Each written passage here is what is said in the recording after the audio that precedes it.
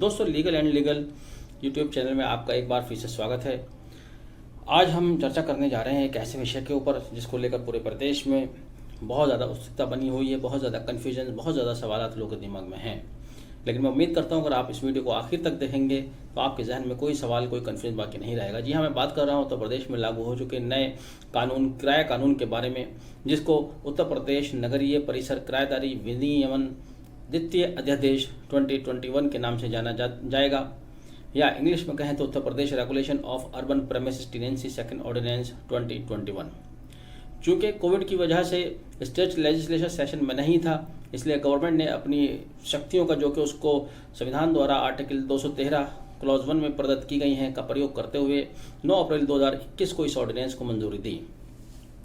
इस विषय पर चर्चा करने से पहले मैं आपसे रिक्वेस्ट करूंगा कि आप मेरे चैनल को सब्सक्राइब ज़रूर करें, और आगे बढ़ने से पहले कुछ टर्म जो कि बाद में आई हैं उनको पहले ही डिस्कस करना मैं ज़रूरी समझूंगा। जैसे कि एक शब्द आया है रेंट अथॉरिटी, जिसको लेकर काफ़ी बेचैनी है। रेंट अथॉरिटी क्या होगा? तो इस ऑर्डिनेंस की धारा 30 में रेंट अथॉरिटी के बारे में बताया गया है कि रेंट अथॉरिटी हर ज़िले में स्थापित की जाएगी। एक नई अदालत होगी जिसका अधिकारी डिस्ट्रिक्ट कलेक्टर द्वारा नामित कोई एडिशनल डिस्ट्रिक्ट कलेक्टर होगा। वहीं धारा 32 में रेंट ट्राइब्यूनल के बारे में बताया गया है। हर ज़िले में एक रेंट ट्राइब्यूनल स्थापित किया जाएगा जिसको प्रिसाइड करेंगे ज़िले के डिस्ट्रिक्ट जज या डिस्ट्रिक्ट जज द्वारा नामित कोई एडीजे। तो दोस्तों, इसके अलावा और बहुत सारी इस तरह की टर्मिनोलॉजी आई हैं जिन पर चर्चा करना मैं समझता हूं कि ज़रूरी नहीं है, जिनको आप पहले से जानते हैं या पहले भी वो कानून में आ चुके हैं। जैसे कि रेंट प्रॉपर्टी मैनेजर, तो प्रॉपर्टी मैनेजर का पहले से प्रावधान है, उसके अधिकार, उसके दायित्व भी आप समझते हैं, नाम से ही स्पष्ट है। लेकिन हाँ, एक और जो नाम है जो इसमें समझने का एक टर्म से ज़रूरी है, वो है फोर्स मैज्योरे। फोर्स मैज्योरे एक ऐसी स्थिति है कि अगर उस प्रॉपर्टी जहाँ पर वो किराए पर उठी हुई है उस स्थान पर कोई बाढ़ आ जाता है, सूखा आ जाता है, पेंडेमिक आ जाता है, अर्थक्वेक आ जाता है, या कोई भी ऐसी स्थिति पैदा हो जाती है तो उस स्थिति को फोर्स मैज्योरे कहते हैं। दूसरा, फर्स्ट शेड्यूल की चर्चा बीच बीच में आई है। फर्स्ट शेड्यूल भी आप समझ लीजिए क्या है। इस नए कानून में आगे हम बताएंगे कि क्या क्या ज़रूरी है। किराएदारी स्थापित करने के लिए रेंट एग्रीमेंट ज़रूरी है, और रेंट एग्रीमेंट के साथ एक फर्स्ट शेड्यूल दिया गया है जिसमें टेनेंट और लैंडलॉर्ड की दोनों की एक इन्फॉर्मेशन होगी, दोनों का नाम, पता, टेलीफोन नंबर, ये सारी सूचनाएं होंगी, जिसको फर्स्ट शेड्यूल कहा गया है। सेकंड शेड्यूल वह सूची है जिसके माध्यम से ये बताया गया है कि टेनेंट और लैंडलॉर्ड की प्रॉपर्टी के संबंध में कौन कौन से दायित्व होंगे, कौन कौन से जिम्मेदारियां होंगी, यानी कि कौन से कार्य लैंडलॉर्ड कराएगा उस संपत्ति पर मरम्मत आदि के, और कौन से किराएदार कराएगा। चलिए अब आगे बढ़ते हैं। पहले मैं बता देता हूँ उत्तर प्रदेश में कानून कहाँ लागू होगा। इसको मैं दूसरे एंगल से देखता हूँ। आप गिलास आधा भरा या आधा खाली है, किसी भी तरह से समझ सकते हैं। तो मैं आपको बजाय ये बताने के कानून कहाँ कहाँ लागू होगा, मैं आपको बता देता चाहता हूँ कि कानून कहाँ कहाँ लागू नहीं होगा। नया ऑर्डिनेंस पूरे उत्तर प्रदेश में समान रूप से लागू है। केवल उन संपत्तियों पर लागू नहीं होगा जो सरकार से संबंधित हैं, सरकार की संपत्तियां हैं, चाहे वो भारत सरकार की हैं, राज्य सरकार की हैं, यूनियन टेरिटरीज की हैं, या किसी लोकल गवर्नमेंट की हैं। दूसरा, ऐसी संपत्तियों पर कानून लागू नहीं होगा जिनके ओनरशिप यूनिवर्सिटीज़ की है या किसी कंपनी की है, और किसी ऑर्गेनाइजेशन की है, और उस ऑर्गेनाइजेशन ने उस संपत्ति को सेवा की शर्तों के तहत अपने एम्प्लॉय को रहने के लिए किराए पर दिया है, वहाँ ये ऑर्डिनेंस लागू नहीं होगा। तीसरा, ऐसी संपत्तियाँ जो कि वक्फ द्वारा ओन हैं उन पर भी ये कानून लागू नहीं होगा। और इसके अलावा चैरिटेबल या रिलीजियस इंस्टीट्यूशंस हैं, चैरिटेबल्स हैं, उन पर भी ये कानून लागू नहीं होगा। पांचवा, प्रावधान सरकार ने अपने लिए छोड़ दिया है उन संपत्तियों पर जिन्हें पब्लिक इंटरेस्ट में अगर सरकार चाहे तो नोटिफाइड कर सकती है, उस पर ये कानून लागू नहीं होगा। जैसे पार्क या पार्क से लगी हुई संपत्तियां हो सकती हैं, या कोई और संपत्ति हो सकती है जिसको सरकार समझती है कि पब्लिक इंटरेस्ट में इनको इस कानून से बाहर रखना है, तो उसके लिए वो नोटिफिकेशन जारी कर सकते हैं। दोस्तों, इस कानून पर चर्चा करने के लिए जैसे कि हमने बताया था, इन टर्म्स को समझना ज़रूरी है, ये हमने आपको बता दिया है। अब हम आगे बढ़ते हैं। सबसे पहले बात करते हैं टेनेंसी एग्रीमेंट सेक्शन 4। सेक्शन 4 में साफ साफ स्पष्ट रूप से कहा गया है कि अब कोई भी किराएदारी बिना रिटेन रेंट एग्रीमेंट के मान्य नहीं होगी। यानी कि अगर आप कोई भी संपत्ति किराए पर लेना या देना चाहते हैं तो उसके लिए एक लिखित में रेंट एग्रीमेंट होना जरूरी है। हाँ, ऐसी रेजिडेंशियल प्रॉपर्टी जो कि 12 महीने से कम के लिए किराए पर दी जा रही हैं उनके लिए रेंट एग्रीमेंट तो करना पड़ेगा, लेकिन आगे जो सूचना रेंट अथॉरिटी को देनी है वो देना आवश्यक नहीं होगा। जब आपका रेंट एग्रीमेंट तैयार हो जाएगा उसके बाद प्रावधान किया गया है कि टेनेंट और लैंडलॉर्ड दोनों संयुक्त रूप से उस रेंट एग्रीमेंट या जो संपत्ति आपने किराए पर दी है किराएदारी करार की सूचना रेंट अथॉरिटी को देंगे। उसकी समय सीमा भी स्पष्ट रूप से बताई गई है कि जैसे ही आपका ये रेंट एग्रीमेंट होता है, किराएदारी शुरू होती है, उसके 2 महीने के भीतर भीतर दोनों लोग संयुक्त रूप से शेड्यूल 1 के साथ रेंट अथॉरिटी को सूचित करेंगे कि फला संपत्ति मैंने किराए पर ली है और मैंने किराए पर दी है।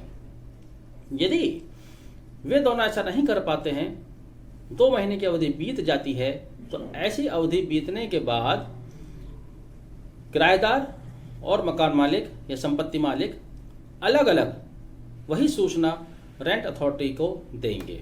पहले 2 महीने में संयुक्त रूप से देनी है। अगर दोनों 2 महीने के अंदर संयुक्त रूप से जॉइंटली इन्फॉर्म नहीं कर पाते हैं, तब की स्थिति में किराएदार अलग से सूचित करेगा और लैंडलॉर्ड अलग से सूचित करेगा। यहां पर समझना बहुत जरूरी है कि अगर लैंडलॉर्ड इस अवधि के बीत जाने के बाद, 2 महीने की अवधि बीत जाने के बाद अगले 1 महीने के अंदर अंदर रेंट अथॉरिटी को सूचित कर देता है, लेकिन किराएदार सूचित नहीं करता है, तब ऐसी स्थिति में लैंडलॉर्ड के पास अधिकार होगा कि वो सिर्फ इसी लैकुना की वजह से, इसी कमी की वजह से इविक्शन की एप्लीकेशन मूव कर सकता है, अपनी संपत्ति खाली करा सकता है। तो बहुत ज्यादा किराएदार को सावधान रहने की जरूरत है। पहला कि जब भी वो प्रॉपर्टी लेगा रेंट एग्रीमेंट करना अनिवार्य है। दूसरा, जॉइंटली उसको सूचित करना अनिवार्य है। तीसरा, अगर वो जॉइंटली सूचित नहीं कर पाते हैं तो अलग अलग 2 महीने की अवधि बीतने के बाद 1 महीने के भीतर भीतर लैंडलॉर्ड और किराएदार को इसकी सूचना रेंट अथॉरिटी को देनी होगी। अब यहाँ पर एक सवाल जो सबसे ज्यादा बेचैनी है उन लोगों के बीच में है जिनकी संपत्ति पहले से किराए पर उठी हुई है। उनके बहुत सारे प्रश्न आ रहे हैं कि साहब हमारी किराएदारी पहले चल रही है, हमारा क्या होगा। मैं बता दूं, इस कानून में हर बात बहुत स्पष्ट बताई गई है। इतनी स्पष्टता से मैंने ये पढ़ा ऑर्डिनेंस, अपने 21-22 साल की लाइफ में मैंने इतना स्पष्ट कोई ऑर्डिनेंस नहीं पढ़ा है। हर बात इसमें बहुत स्पष्ट दी गई है। तो इसमें यह भी बताया गया है कि जो संपत्ति पहले से किराए पर दी गई है, या तो उसके लिए एग्रीमेंट होना जरूरी है और उस एग्रीमेंट को, रेंट एग्रीमेंट को लेकर आप जाएंगे और रेंट अथॉरिटी के सामने इन्फॉर्म करेंगे, पेश करेंगे विदिन 3 मंथ्स। और अगर ऐसा नहीं है, पहले से कोई रेंट एग्रीमेंट नहीं है, तब किराएदार और लैंडलॉर्ड मिलकर एक रेंट एग्रीमेंट बनाएंगे और उस रेंट एग्रीमेंट की सूचना रेंट अथॉरिटी को जाकर देंगे। अगर वो ऐसा करने से फेल हो जाते हैं कि उनके पास पहले से कोई एग्रीमेंट नहीं है या वो कोई नया रेंट एग्रीमेंट नहीं तैयार करते हैं, तब जैसे मैंने ऊपर बताया था, यहाँ भी 3 महीने के पीरियड के बाद अगले 1 महीने के अंदर अंदर दोनों को सेपरेटली अलग अलग इन्फॉर्म करना जरूरी होगा। अगर टेनेंट फेल हो जाता है तो लैंडलॉर्ड इसी आधार पर उस प्रॉपर्टी को इविक्शन कराने की या खाली कराने की कार्रवाई शुरू कर सकता है। जैसे ही आप रेंट एग्रीमेंट और शेड्यूल 1 और दूसरे कागजात के साथ रेंट अथॉरिटी को इन्फॉर्म करते हैं कि साहब मैंने संपत्ति किराए पर दी है, किराए पर ली है, तुरंत ही वो आपको एक यूनिक आइडेंटिटी नंबर इश्यू कर देगा। इस ऑर्डिनेंस के शुरू में कहा गया है कि सरकार का इस कानून को लाने का उद्देश्य है ताकि लैंडलॉर्ड और किराएदार के अधिकारों को सुरक्षित किया जा सके। लेकिन एक बात जो सरकार ने नहीं बताई, जिस बात में सरकार माहिर है, कि वो अपने इंटरेस्ट को भी पहले ही सिक्योर कर लेती है और यहाँ भी उसने अपने इंटरेस्ट को एक बहुत ज़बरदस्त तरीके से सिक्योर किया है। इस ऑर्डिनेंस के आने के बाद या इस कानून के लागू होने के बाद सरकार को 2 तरफा फायदा होने वाला है। पहला कि जैसे कहा कि बिना रेंट एग्रीमेंट के कोई किराएदारी नहीं होगी, रेंट एग्रीमेंट होना लाजमी है। जब आप रेंट एग्रीमेंट कराएंगे और उसको एक कोर्ट में सबमिट करेंगे तो ये भी इम्प्लाइड कंडीशन है कि वो रेंट एग्रीमेंट रजिस्टर्ड होना चाहिए। अब तक क्या था, या तो आपके पास रेंट एग्रीमेंट होता ही नहीं था और रेंट एग्रीमेंट अगर होता भी था तो वो सिंपल आपने एक कागज़ पे लिख लिया या नोटराइज करा लिया। रजिस्टर्ड एग्रीमेंट बहुत कम हमें देखने को मिलते थे। इस कानून के आने के बाद ऐसा मुझे लगता है कि अब कोई भी रेंट एग्रीमेंट अनरजिस्टर्ड नहीं होगा। जब आप रेंट एग्रीमेंट रजिस्टर्ड कराएंगे तो जाहिर है कि एक अच्छी खासी फीस सरकार को रिवेन्यू में जाएगी। यहाँ सरकार के भी इंटरेस्ट प्रोटेक्ट होते हैं। दूसरा एक और सबसे बड़ा मुद्दा, इनकम टैक्स एक्ट 1961 में डायरेक्ट इनकम के 5 सोर्सेज दिए गए हैं। पहला सैलरी है, दूसरा आपका इनकम फ्रॉम हाउस प्रॉपर्टी है। हम दूसरे की बात करते हैं इनकम फ्रॉम हाउस प्रॉपर्टी। अब तक हो ये रहा था कि बहुत सारे लोग उन्होंने अपने मकान या मकान के कुछ हिस्से को किराए पर उठा दिया, लेकिन इसकी सूचना वो अपनी आय में नहीं दिया करते थे। इनकम टैक्स रिटर्न फाइल करते हुए वो उसकी सूचना छुपा लिया करते थे। लेकिन अब ऐसा नहीं होगा, क्योंकि जब आप रेंट अथॉरिटी को इन्फॉर्म करते हैं साहब अपनी संपत्ति किराए पर दी है, सूचना तो आपको देनी पड़ेगी, उसके बिना आप संपत्ति किराए पर नहीं उठा सकते। इनकम टैक्स आपकी संपत्ति की सारी सूचना रेंट अथॉरिटी से ले लेगा। ऐसा अभी इस ऑर्डिनेंस में कहीं जिक्र नहीं है, लेकिन ये मेरा मानना है, ये मुझे ऐसा लगता है कि कल को अगर इनकम टैक्स रेंट अथॉरिटी से इंफॉर्मेशन मांगता है कि भाई दिखाइए आपके ज़िले में कौन कौन सी संपत्ति किराए पर उठी हुई है, क्योंकि उसने यूआईडी इशू किया हुआ है, वो उठा के सारी यूआईडी इनकम टैक्स ऑफिसर को दे देगा और फिर उसके बाद इनकम टैक्स आपसे उस संपत्ति पर अपना टैक्स जो कि इनकम फ्रॉम हाउस प्रॉपर्टी में डिसाइड किया गया है उसके अनुसार वो आपसे वसूलेगा। तो यहाँ पर सिर्फ लैंडलॉर्ड और टेनेंट के ही अधिकार सुरक्षित नहीं हो रहे हैं, सरकार के भी अधिकार इसमें सुरक्षित हो गए हैं। किराएदार के लिए बहुत ज़्यादा कुछ इस ऑर्डिनेंस में है नहीं। अगर उसकी इंटेंशन पाक साफ है तब तो ठीक है, उसने अगर 2 साल 4 साल 5 साल के लिए रेंट एग्रीमेंट कर लिया है तो वो अब अपना तसल्ली से है कि हाँ भाई मेरे पास रेंट एग्रीमेंट है, अब मुझे यहाँ से कोई बेदखल नहीं कर सकता। लेकिन जब उसकी अवधि पूरी होगी, मान लीजिए खास तौर से रेजिडेंशियल प्रॉपर्टी के संबंध में उसकी अवधि पूरी हो जाती है, अब अगर वो चाहता है कि मैं इस संपत्ति में आगे भी बना रहूं तो ये लैंडलॉर्ड के ऊपर है। ये अधिकार लैंडलॉर्ड को दिया है, वो उससे रिक्वेस्ट करेगा, वो चाहे तो उस पीरियड को एक्सटेंड करे, बढ़ाए, चाहे तो ना बढ़ाए। यानी कि हमेशा किराएदार के सर पर तलवार टंगी है, जैसे उसका पीरियड पूरा होगा उसे वो संपत्ति खाली करनी पड़ेगी। यहाँ पर अगर उसको एक अधिकार, एक सुरक्षा प्रदान की गई है तो वो फोर्स मेजोर की स्थिति में दी गई है। फोर्स मेजोर जैसे कि मैंने बताया ऊपर, उसके बारे में बता दिया गया है फोर्स मेजोर के बारे में। जहाँ संपत्ति किराए पर दी गई है, अगर वहाँ फोर्स मेजोर की स्थिति है, वहाँ इस ऑर्डिनेंस में कहा गया है जब तक वो फोर्स मेजोर रहता है उसके 1 महीने बाद तक आप संपत्ति खाली नहीं करा सकते। मान लीजिए फॉर एग्जाम्पल अभी हम पेंडेमिक की बात करते हैं, ये कोरोना का पीरियड चल रहा है, इसे चलते हुए 1.5 साल हो गए हैं। इन 1.5 सालों में 6 महीने पहले किसी का रेंट एग्रीमेंट था, उसकी अवधि पूरी हो गई है, तो ऐसी स्थिति में मकान मालिक उससे संपत्ति खाली नहीं करा सकता, भले ही उस एग्रीमेंट को समाप्त हुए 6 महीने की अवधि पूरी हो चुकी है। जिस दिन हम ये पाएंगे कि पूरे देश से कोरोना समाप्त हो चुका है, पेंडेमिक की स्थिति नहीं है, उसके 1 महीने बाद वो इस स्थिति में होगा कि उससे कहेगा कि आप मेरी संपत्ति खाली कर दीजिए।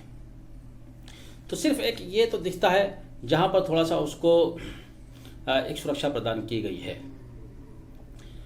चलिए आगे बढ़ते हैं। सेक्शन 6 जिसमें right and obligation of successor दिए गए हैं इन केस ऑफ डेथ। अगर डेथ हो जाती है लैंडलॉर्ड की या किराएदार की तो वो राइट उनके आने वाले बच्चों पर चले जाते हैं, वो वही होंगे जो एग्रीमेंट में डिफाइन है। लेकिन यहाँ भी एक बात है आगे बताई गई है कि अगर लैंडलॉर्ड की डेथ हो जाती है और डेथ होने के बाद उसके बच्चे कहते हैं कि साहब हमें इस प्रॉपर्टी की आवश्यकता है, तो वो इवेक्शन फाइल कर सकते हैं, संपत्ति को खाली करा सकते हैं, भले ही अभी रेंट एग्रीमेंट की अवधि पूरी नहीं हुई है। सेक्शन 7 में सब लेटिंग के बारे में बताया। सब लेटिंग के बारे में पहले से वो विद्यमान नियम है कि किराएदार अपनी इच्छा से संपत्ति किसी भाग को किराए पर नहीं उठा सकता। एक बात आती है कि रेंट कितना होगा, इस पर सेक्शन 8 बिल्कुल साइलेंट है। वो कहता है कि भाई रेंट एग्रीमेंट किराएदार और लैंडलॉर्ड के बीच का मुद्दा है, ये दोनों आपस में बैठकर तय करेंगे। लेकिन हाँ, इस किराए को, इस रेंट को किस रेट से बढ़ाया जाएगा ये इस ऑर्डिनेंस में दिया गया है, वो मैं आपको आगे बताऊंगा। लेकिन रेंट बढ़ाने के लिए एक बेस रेंट की जरूरत होगी। वो बेस रेंट क्या होगा उसके बारे में पहले मैं आपको बता देता हूं कि अगर कोई संपत्ति 15 जुलाई 1972 से पहले किराए पर उठाई गई थी तो जो 15 जनवरी 1972 को किराया था वो उसका बेस रेंट माना जाएगा। और यदि संपत्ति 15 जुलाई 1972 के बाद किराए पर उठाई गई है तो जिस डेट में जिस किराए पर उठाई गई है वही उसका बेस रेंट माना जाएगा। रिविजन कितना होगा, किराया कितना बढ़ा सकता है? कोई भी लैंडलॉर्ड रेजिडेंशियल प्रॉपर्टी के केस में 5% से ज़्यादा किराया नहीं बढ़ा सकता, यानी कि प्रतिवर्ष 5% किराया बढ़ा सकता है अगर वो आवासीय संपत्ति है। अगर वो आवासीय संपत्ति नहीं है, गैर आवासीय संपत्ति है, तब ये 5% की जगह 7% रेट ऑफ इंक्रीमेंट लगेगा। 7% के रेट से वो अपना किराया बढ़ा सकता है। अब यहाँ पर एक और परेशानी या एक और शक पैदा होता है। मान लीजिए 1980 से आपने संपत्ति किराए पर ली हुई है 1000 रुपये महीना किराए पर, तो क्या वो 1980 से रिवाइज करेगा? जी हाँ, वो 1980 से ही रिवाइज करेगा। 1972 से पहले दिया गया है तो 1972 से रिवाइज करेगा। रिवाइज करते करते करते वो प्रेजेंट सिचुएशन में आ जाएगा। लेकिन प्रेजेंट ईयर में आने के बाद अब जितना किराया बढ़ कर आया, इस साल का वो बढ़ा हुआ किराया लेगा। पुराना जो उसका एरियर होगा या पुराना जो उसका रिवीजन रेंट होगा, रिवाइज रेंट होगा, उसका लेने का वो अधिकारी नहीं होगा। सेक्शन 11 में सिक्योरिटी डिपॉजिट। सिक्योरिटी डिपॉजिट को लेकर भी पहले बहुत सारे मुद्दे सामने आ चुके हैं कि आप कितना एडवांस लेंगे। कहीं एडवांस नहीं होता था, कहीं एडवांस बहुत ज़्यादा होता था। जहाँ एडवांस ज़्यादा होता था वहाँ किराएदार को दिक्कत होती थी। जहाँ पहले से कोई एडवांस नहीं था, किराएदारी चली आ रही है, लैंडलॉर्ड परेशान क्या करता था, भैया आप हमें कुछ इसमें पगड़ी के नाम पर, जिसे हम पगड़ी कहते हैं प्रदेश में, पगड़ी के नाम पर परेशान क्या करते थे।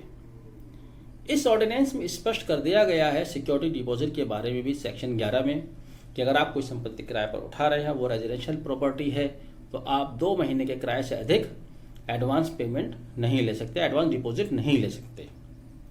अगर वो आवासीय संपत्ति नहीं है, नॉन रेजिडेंशियल प्रेमिसेस है, उस केस में आप 6 महीने का एडवांस रेंट ले सकते हैं। यानी कि 6 महीने के एडवांस रेंट से ज़्यादा आप उससे वसूली नहीं कर सकते सिक्योरिटी डिपॉजिट के नाम पर। एक और नई बात जो इसमें स्पष्ट कर दी गई है, जिसको लेकर किराएदार बहुत परेशान रहते थे, रिसिप्ट ऑफ रेंट के बारे में। जहां कभी प्रॉपर्टी को लेकर डिस्प्यूट अराइज हुआ तो पहला काम लैंडलॉर्ड ये करता था, उसने किराया लेना बंद कर दिया ताकि उसको डिफॉल्ट दिखा सके। अब वो ऐसा नहीं कर पाएगा, क्योंकि किराया देने का जो मोड ऑफ पेमेंट है, मोड ऑफ पेमेंट के लिए तो सरकार ने इस ऑर्डिनेंस में उसको फ्री छोड़ दिया। वो कैश से पेमेंट कर सकता है, चेक से कर सकता है, ऑनलाइन कर सकता है, नेफ्ट से कर सकता है। लेकिन जैसे ही वो किराया देगा, लैंडलॉर्ड उसकी रिसिप्ट उसको देगा। अब अगर वो ऑनलाइन पेमेंट कर रहा है तो सेक्शन 13 में ये भी साफ साफ कहा गया है कि अगर उसने ऑनलाइन पेमेंट कर दिया है तो बैंक से जो उसकी रिसिप्ट निकल कर आएगी, ऑनलाइन पेमेंट रिसिप्ट आएगी, वो सफिशिएंट है, वो प्रूफ है। उसको अब लैंडलॉर्ड से किसी तरह की रसीद की ज़रूरत नहीं है। अगर उसके बाद भी कोई डिस्प्यूट अराइज होता है, तो जिस तरह से पहले सिविल कोर्ट में वो जाकर किराया जमा क्या करते थे टेंडर से, अब वो आरए के यहाँ किराया डिपॉजिट कर सकते हैं। सेक्शन 15 में रिपेयर एंड मेंटेनेंस की बात बताई गई है। रिपेयर एंड मेंटेनेंस की बात सेक्शन 15 में दी गई है, लेकिन ये शेड्यूल 2 में इन्होंने डिफाइन कर दिया है आइटम वाइज। वो शेड्यूल 2 में आपको आगे समझाऊंगा कि कौन सी मरम्मत किराएदार कराएगा, कौन सी रिपेयर मकान मालिक कराएगा। सेक्शन 16 में ये भी कहा गया है कि जो टेनेंट है उसकी एक ये ऑब्लिगेशन है, एक लायबिलिटी है, एक जिम्मेदारी बनती है कि टेनेंसी पीरियड के दौरान वो प्रॉपर्टी को साफ सुथरा रखे, किसी तरह का नुकसान ना पहुंचाए, किसी तरह की तोड़फोड़ ना करे। इसमें एक बात और स्पष्ट कर दी गई है प्रेमिसेस में एंट्री को लेकर। आप मकान मालिक हैं, ठीक है, लेकिन अगर आपने संपत्ति किराए पर दी हुई है तो आपको भी एक लिमिट कर दिया गया है कि आप अपनी उस संपत्ति में किसी भी समय एंट्री नहीं कर पाएंगे। भले ही आप मकान मालिक हैं, अगर आपने संपत्ति किराए पर दी गई है, उस प्रॉपर्टी में एंट्री करने के लिए आपको 24 घंटे पहले अपने किराएदार को एक नोटिस देना होगा। नोटिस के थ्रू आप सूचित करेंगे कि भाई मुझे इस प्रॉपर्टी में एंट्री करनी है। रीज़न बताएंगे क्यों एंट्री करना चाहते हैं, सुपरविजन के लिए करना चाहते हैं, कोई रिपेयर करना चाहते हैं। आपको किराएदार परमिशन देगा, तभी आप अपनी प्रॉपर्टी में एंट्री कर पाएंगे। लेकिन हाँ, अगर कोई इमरजेंसी सिचुएशन है तब आप बिना नोटिस के अपनी प्रॉपर्टी में एंट्री कर सकते हैं। सेक्शन 17 में यह भी स्पष्ट कर दिया गया है। सेक्शन 18 में प्रॉपर्टी मैनेजर को दी जाने वाली इन्फॉर्मेशन के बारे में बताया गया है और सेक्शन 19 में प्रॉपर्टी मैनेजर की ड्यूटीज। तो इस पर हम ज़्यादा चर्चा नहीं करेंगे। Property manager in lieu of landlord होता है, तो उसका मालिकाना हक छोड़कर बाकी उसकी जिम्मेदारी वही होंगी जो लैंडलॉर्ड की होती हैं। एक और जो राहत दी गई है किराएदार को, मैंने आपको पहली राहत तो बता दी है, फोर्स मैज्योर। दूसरी एक जो राहत बताई गई है वो ये कहा गया है कि अगर किराएदार डिफॉल्टर है, किराया नहीं दे रहा है या आपको कोई और परेशानी महसूस हो रही है, ऐसी सिचुएशन में आप उसकी एसेंशियल सप्लाई नहीं रोकेंगे। अब तक ये होता था, लैंडलॉर्ड शोषण क्या करता था कि आप किराएदार क्या पानी बंद कर दिया, बिजली बंद कर दिया, गैस पाइपलाइन है तो गैस पाइपलाइन बंद कर दी। अब सेक्शन 20 में साफ साफ कहा गया है कि मकान मालिक कोई भी ऐसी हरकत नहीं करेगा और अगर करता है तो किराएदार उसकी तुरंत सूचना आरए रेंट अथॉरिटी को देगा। रेंट अथॉरिटी इसमें इंक्वायरी करेगा। इंक्वायरी करने पर उसकी कंप्लेंट सही पाई जाती है तब वो लैंडलॉर्ड पर जुर्माना करेगा। लेकिन अगर किराएदार की इंफॉर्मेशन गलत पाई जाती है, अगर किराएदार की एप्लीकेशन वैक्सेशियस है, फ्राइवलस है, ऐसी स्थिति में किराएदार के ऊपर 2 मंथ रेंट का जुर्माना हो सकता है। इसलिए यहाँ किराएदार को बहुत ज़्यादा सावधान और होशियार होने की जरूरत है कि अगर वो कोई सूचना दे रहा है तो सूचना सही दे। तो दोस्तों, अभी तक मैंने इस ऑर्डिनेंस के आपको सेक्शन 1 से लेकर 20 तक की जानकारी दी है। चूँकि हम एक ऑर्डिनेंस पर चर्चा कर रहे हैं, कानून पर चर्चा कर रहे हैं, डिटेल से हम हर बात को लेने की कोशिश करेंगे। जैसे हमने शुरू में कहा था, वीडियो बहुत बड़ा हो जाएगा, आपको देखना भी मुश्किल होगा, समय भी आपको ज़्यादा चाहिए। इसलिए मैं इस वीडियो को 2 पार्ट में बनाऊंगा। ये मेरा पहला पार्ट यहाँ पर कंप्लीट हुआ। मैं उम्मीद करता हूँ यहाँ तक आपको बहुत सी बातें स्पष्ट हुई होंगी। जैसे ही मैं दूसरा पार्ट बनाऊंगा उसका लिंक यहाँ डिस्क्रिप्शन बॉक्स में भी डाल दूंगा और इस वीडियो को आप इत्मीनान से देखिएगा, मैं उम्मीद करता हूँ। और कोई भी आपके जहन में प्रश्न है, सवाल है, वो सवाल कीजिएगा, उस सवाल को भी उठाएंगे। उसके बाद हम आगे बढ़ेंगे। इस एक्ट के बाकी और बहुत सारी चीज़ें हैं जो अभी आपको बतानी हैं, बहुत अच्छी बातें हैं। चलिए, वीडियो देखने के लिए बहुत बहुत धन्यवाद। मैं आपसे एक बार फिर इसी रिक्वेस्ट के साथ प्लीज़ मेरे चैनल को सब्सक्राइब कीजिए। वीडियो पसंद आए तो लाइक कीजिएगा और आपके जहन में कोई भी सवाल है तो कमेंट बॉक्स में लिखकर उस सवाल को ज़रूर कीजिएगा। Thank you, have a nice day.